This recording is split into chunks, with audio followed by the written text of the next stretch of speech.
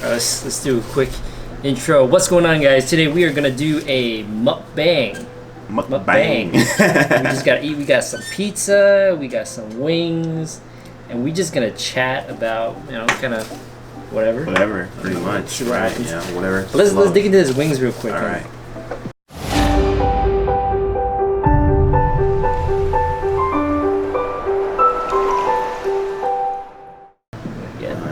Do you usually do the wings more or the drumsticks? You know, I'm definitely all about this right here. Really? Yeah. You're more of like a flat kind of guy? You know, I used to like the drums because it was a lot easier to eat, but then... This thing's massive. Something about that, yeah.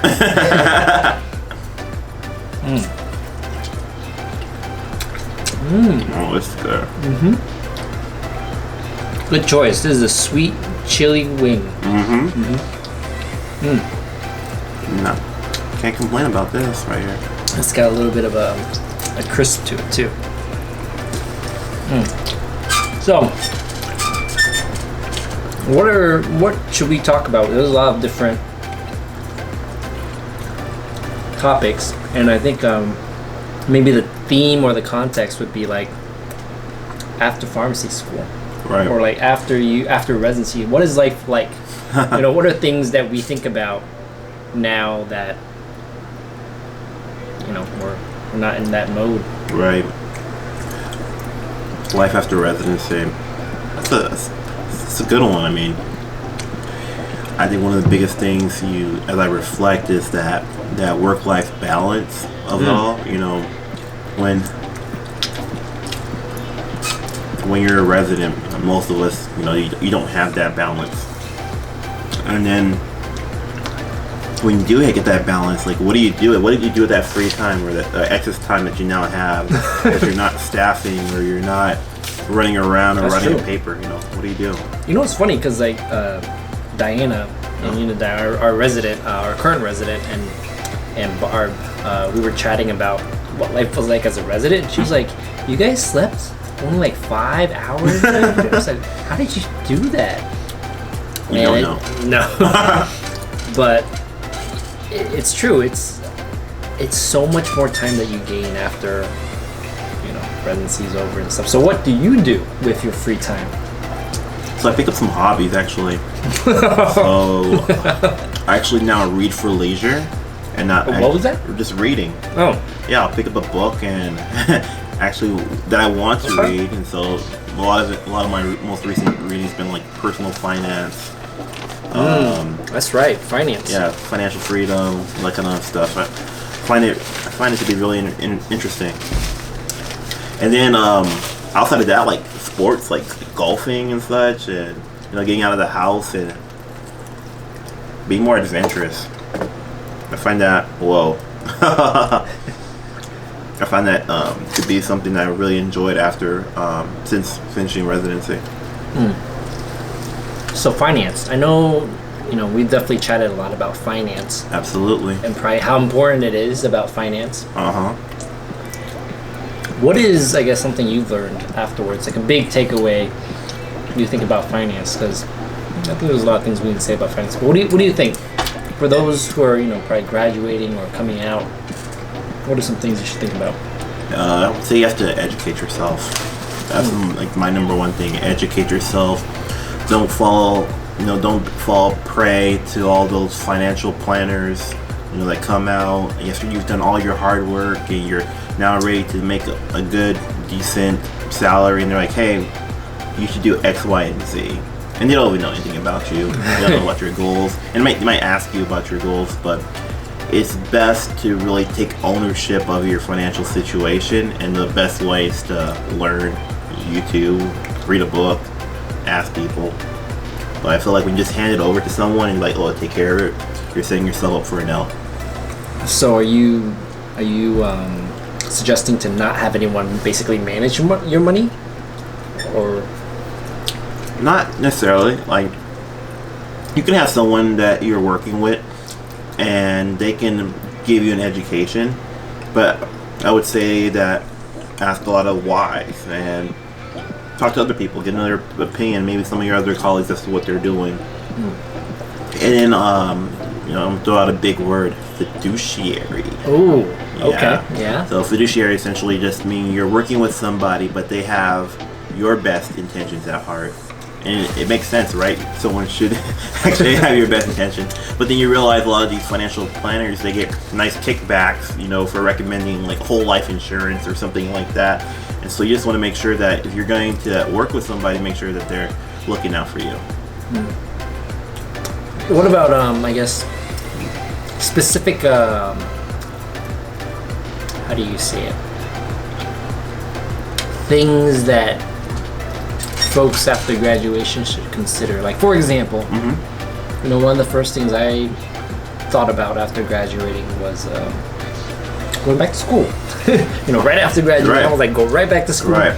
So I started looking into, what kind of accounts or investment vehicles are out there that you can leverage that also benefits tuition reimbursement, things like that. So 529, was something I looked at. But there are other things that other people might think about, like, what do you do about this 403B? What is this IRA? Like, is this something I should think about? Right. What about all these robo-advisors? I mean, and Brian can attest that this is like a monthly conversation that we always have. Like, what's your strategy? What are you doing? When's the last time you've updated it? And it's so important. That's a whole conversation in itself, right?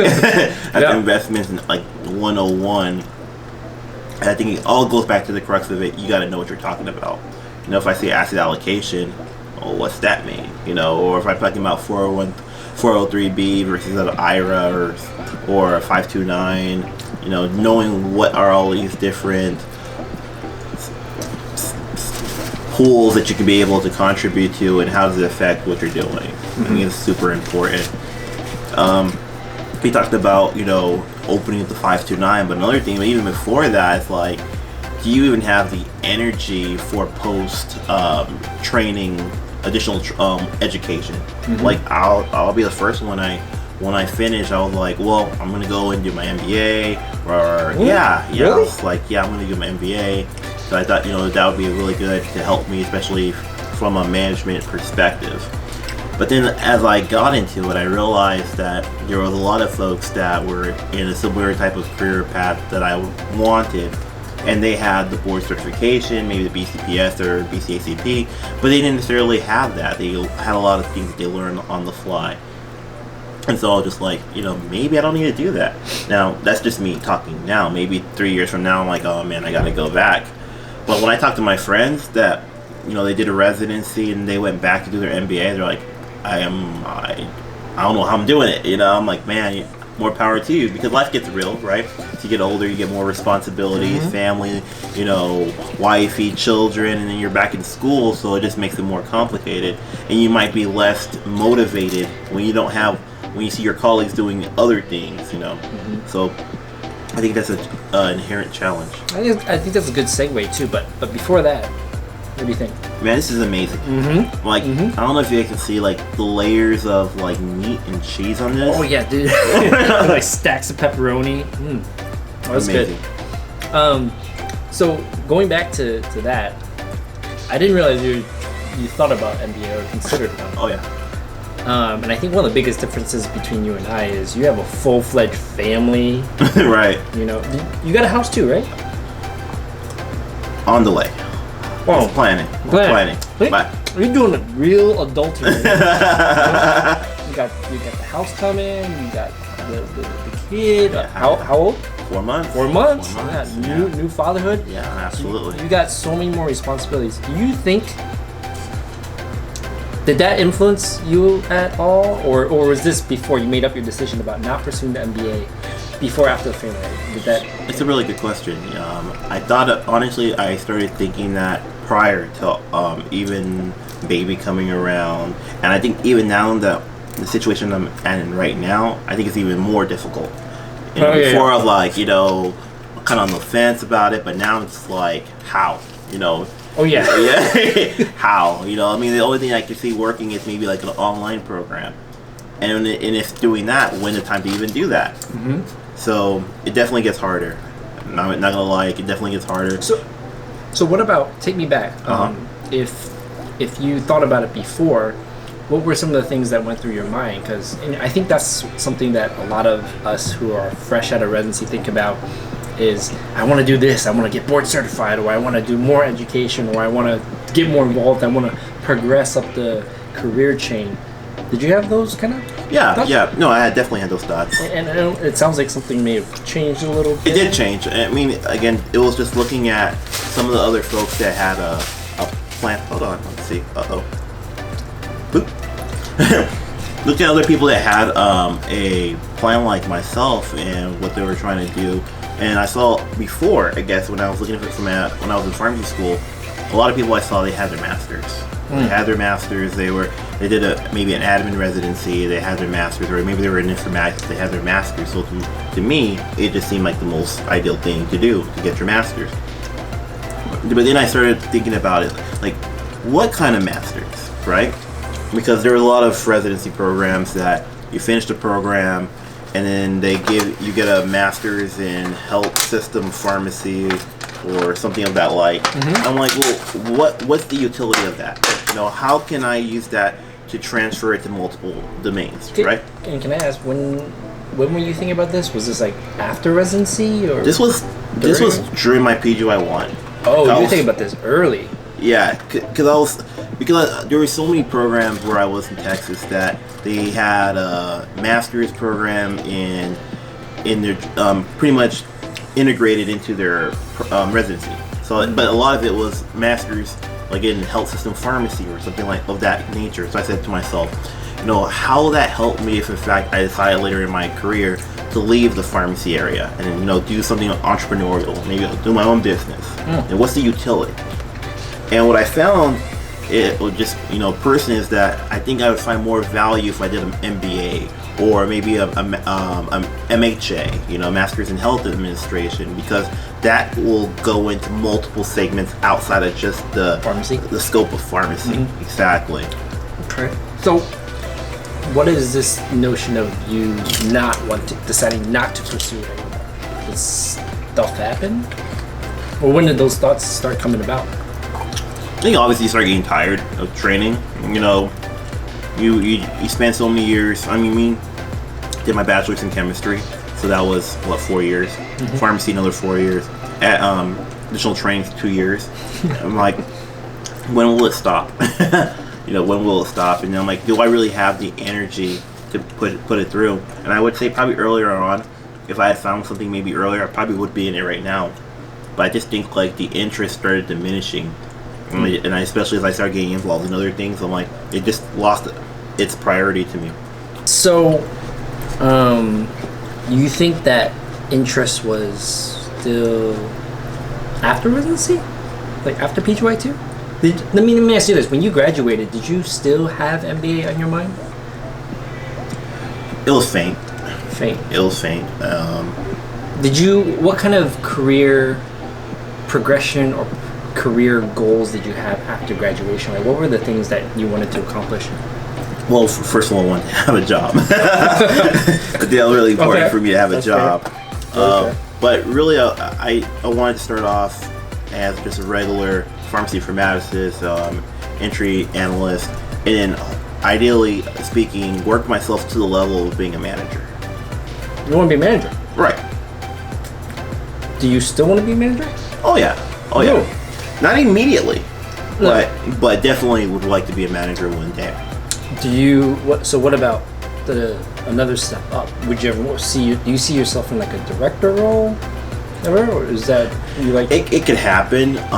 The only issue with me is the blend of work life. I never want to get to a point where I can't do things with my family or show up to events. Or just be able to be supportive around. And I've seen a lot of times where people are in these management roles and they get so caught up in their job that their family life suffers. Yeah. So I think that's the biggest blend. If you can be in a position where you can be able to configure it where you can have both that balance of doing what you love in your profession while also making sure that everything at home is all right, I think that's perfect. But I just see personally, and when I see people get higher and higher and higher, they get so sucked up into their job that the family life becomes a secondary, tertiary thing. I mean, you have, more responsibilities as you move up, and this is something that Evan and I were chatting about too with Mark, about just progression up and things like that. At Utah, well, let me take a step back. I remember as a student, I was rotating through my ICU rotation at a hospital, and one of the trauma surgeons, he was the head of trauma surgery in Florida, and he wasn't married, no kids, and I was always one day I was asking him, did you ever think about starting a family and stuff? He's like, I'd like to, but I'm married to my job. See? He's just so sucked into it. And then going back to when I was doing residency in Utah, I talked to a lot of managers because I was on the path. I wanted to come out, with a manager position. Right. But then the more I looked into it, they were like, the life I saw, they were always at work. You had a lot more responsibilities. And one of the guys, who was one of my colleagues, Brian, also Brian, with the Y. But he came more, he worked his way up to a leadership position, and then he decided to take a step back. And, that he didn't like the leadership position for one, but he gave me a lot of coaching when I was at Utah. And one of the things he says is once you take your step up, it's really hard to come back down. It just... Right.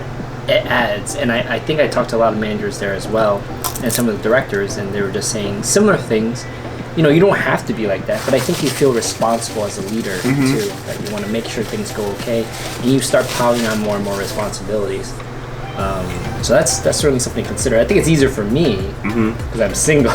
Well, one thing I didn't really call out, I think it's still, I had the foresight that I wanted to be a manager. But one thing I realized is that you don't necessarily need the title.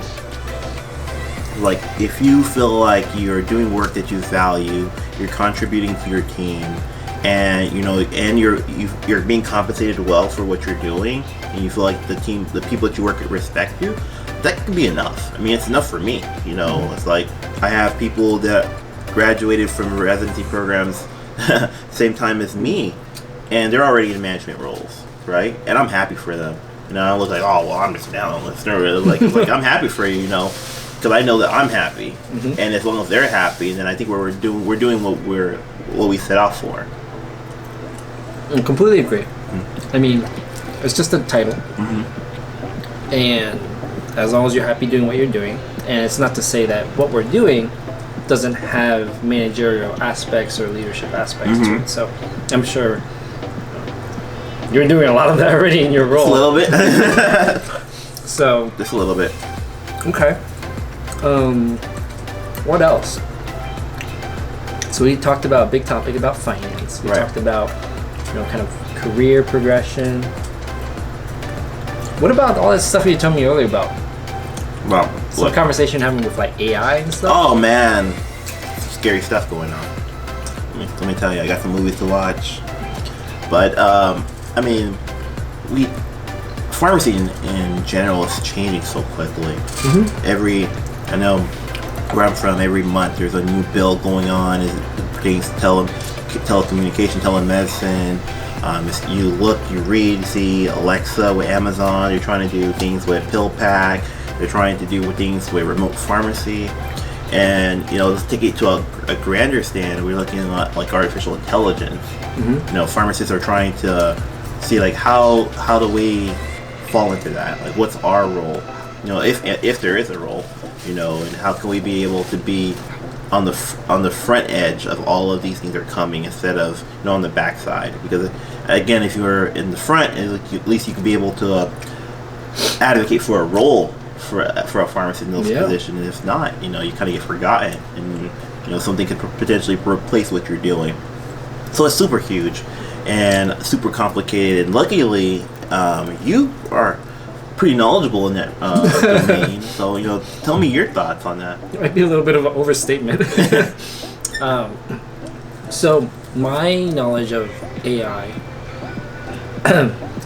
I don't remember where it really started, but I know last year's mid-year, and I wanted to talk about it in a video before, but last year's mid-year, this past one, 2018, we, Sam and a few others put together this kind of social gathering of pharmacy entrepreneurs, innovators, and they were doing some amazing stuff, and a lot of the stuff they were doing involved data science, artificial intelligence. I was like, whoa, this is interesting. And you know what's nice though?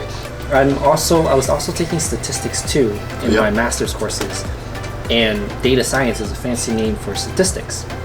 And so they were teaching me like the actual math and calculations of how to model artificial intelligence stuff. I was like, whoa, this is pretty cool. It is cool.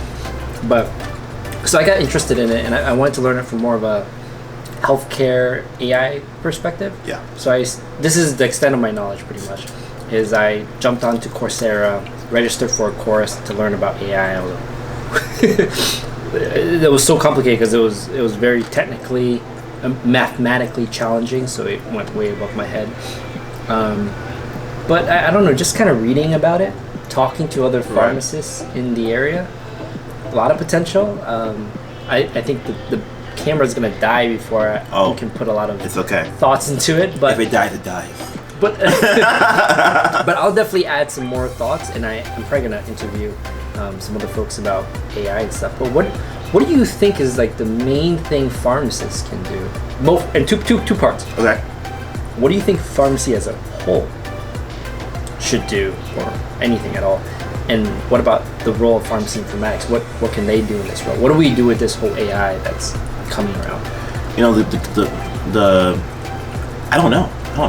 You know, it's I would like to say I know the answer to what we should be doing. I don't think a lot of people know either. You know, I think we need to be advocates, and we need to be involved. If there's work groups, if there's organizations that are trying to put experts together, we need to be represented. And so when they do find the role, and they do find a niche, that we're considered to be involved. So you can't, if you're not at the table, you know, you're going to be forgotten. And so we have to be at the table. And so that means advocacy from ASHP, APHA, to really just say, we want a piece of this pie. Yeah. I don't think I could have said it better. Jumping into it, advocating for it. Like, if you're not in it, and I think it's important to take initiative too. If you're interested in it, and we know it's coming, and it's not just pharmacy, it's everywhere. You know, Yang Gang talking about it all the time. UBI, right? Yeah. So this whole idea, I think part of it is, if you don't take the initiative to learn more about it, or get involved in these work groups, or advocate or anything, you will be left behind. So for all, in my opinion, for like pharmacists in the group, we should all be scared. And not to fearmonger, not to fearmonger. Be scared. There was definitely a lot of pharmacy groups that are, especially ASHP, is looking into it, how it impacts our profession. So I'm probably over exaggerating it, but I do think, you know, it is the future, and I think that if you want to stay current with the future, you should, you know, learn about it, take the initiative to do stuff. So right. And like, if you guys didn't hear, one of the key things that Brian says is that he actually went online, he found the course on it, and he took it. Although he didn't understand it, didn't understand anything. He did that, and then that's what it's all about: knowledge seeking. You know, being a learner, an active learner. You know, if you don't know something, you got to go chase it. If not, you forgot. I think that's that's always a good mentality to have. Take the initiative, learn. It's lifelong learning. Anyways, I think we're gonna wrap the video up here if it didn't die already. It might have died. I don't know if I heard something, but anyways, if it didn't die, got food in my mouth. Hope you guys enjoy this mukbang. You did a pretty good job so far. We tried. We can still eat, right? Yeah, absolutely. We might do this again in the future. All right, guys. Haven't seen Sam in a while. I'm back. Don't know next time we'll see Sam again. I know, right? Until next time, guys. Peace.